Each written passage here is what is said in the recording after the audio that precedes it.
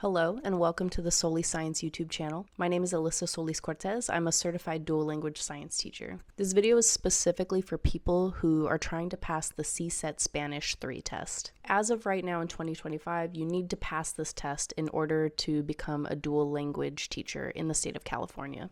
I'm not exactly sure how the licensing works in other states, but I'm hopeful that this information can be helpful to other states as well and my other aspiring dual language teachers. As you can see in this screenshot, I did pass the test last year. Don't be fooled by my last name though. I did not grow up speaking Spanish. I didn't even take Spanish in high school. I did not major in Spanish in college. I had no idea if I was actually going to be able to pass this. So I'm going to walk you through two big steps. 1, decide if you're at the level where you could pass the test with 1 year of preparation work. And 2, a detailed plan to help you prepare to crush this very mysterious test, including breaking down my CSET test score results so that you can learn from my experience. All right, let's get into it. 1, could I pass this test with 1 year of preparation? A lot of people don't know their level of Spanish fluency or even know that there's internationally set standards for language fluency. I highly recommend this diagnostic test that my friend Liz sent me. I'll have the link down in the video description below just to see where you currently stand. There are 6 levels of language fluency based on the international standards set by the Common European Framework of Reference for Languages, CEFR. Ranging from A1, which is knowing basic words and phrases, up to C2, which is truly bilingual. I recommend that if you want to pass the CSET in the next year, you should be testing at a level B2 or above. If you're testing at a C2, you don't need this video, you just need to do some basic test prep and you'll probably pass. But B2, C1 is what we're hoping for on this diagnostic test. If you're scoring a B1 or below, I think you're gonna need more than a year of preparation. Maybe if you're scoring B1 with some really intense test preparation, but I can't guarantee that obviously. But if you got a B2, passing this test is definitely within reach, with some preparation. All right, part 2, what do I need to do in the next year to prepare? If you're still here, that means you scored a B2 or higher. Congratulations. I also scored a B2, but I was honestly pretty surprised by that. Let me give you some background info on me so that you can compare our levels of Spanish preparation. I'm not even a no sabo kid. I'm like 4th, 5th generation Mexican American. My dad's first language was Spanish, but I grew up in an English-only speaking home.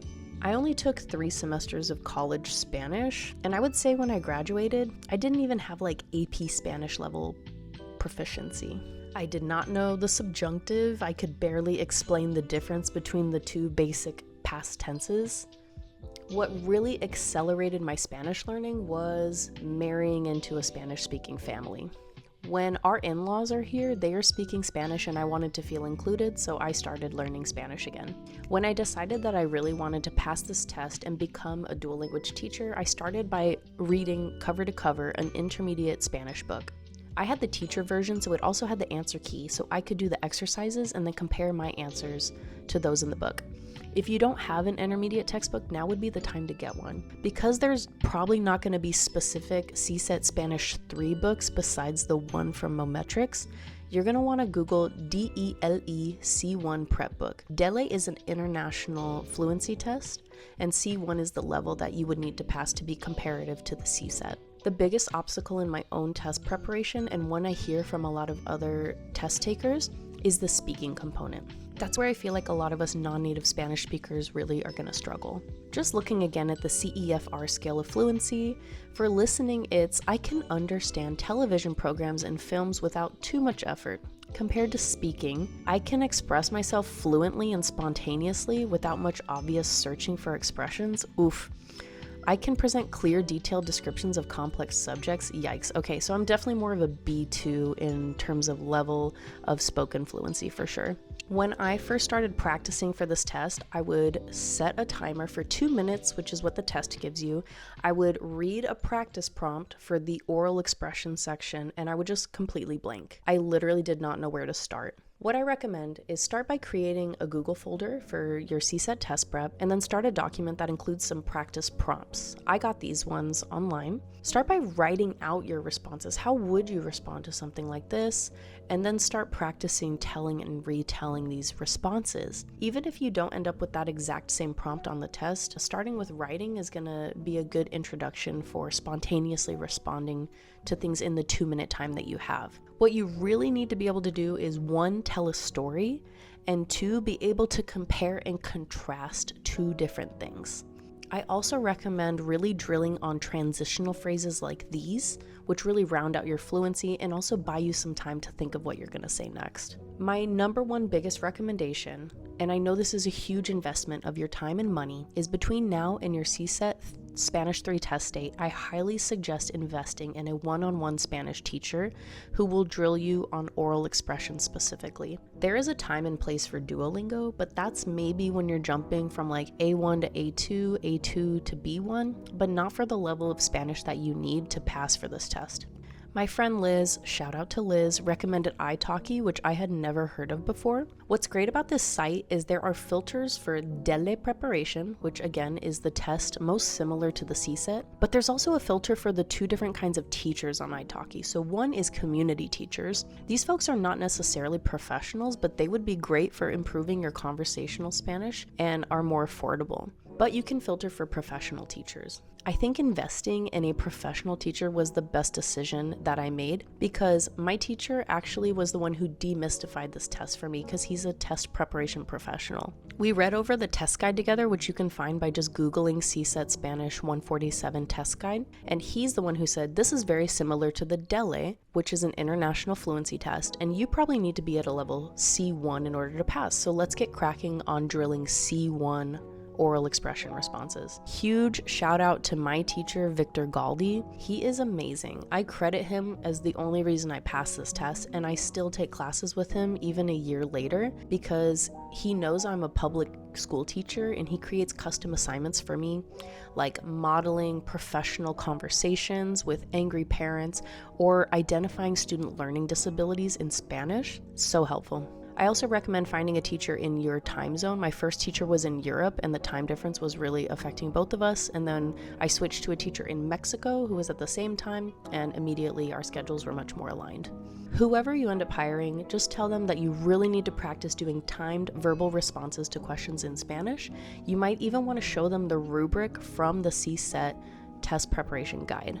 That's online. All right, my last and final recommendation is to commit to a full Spanish immersion in your media consumption, starting with TV and movies. My husband and I watched Narcos, Griselda, Club de Cuervos. We were watching Brooklyn Nine-Nine, which wasn't available in Spanish, but we put on Spanish subtitles, and I still learned a ton from that. I don't normally let myself watch trash TV, but under the guise of studying for this test, I watched Love is Blind Mexico and Love is Blind Argentina. I listened to the Duolingo podcast, which is excellent, and I ended up creating some assignments for my class using that podcast. And then I listened exclusively to reggaeton for the months leading up to the test to maximize my confidence and my Spanish brain. All right, so that's everything I did to prepare for the test. Let's see how I scored. This was really revealing to me. I don't think I can legally show my test results here without this video getting taken down, so I did a mock-up of a similar test result to what I received. For listening and reading comprehension and written expression, I passed, and yes, they actually do use little plus signs and check marks. But as you can see, I did not pass the speaking section, and these letters specifically mean that I needed to work on my ability to communicate a message effectively, my range of vocabulary, and my linguistic structures.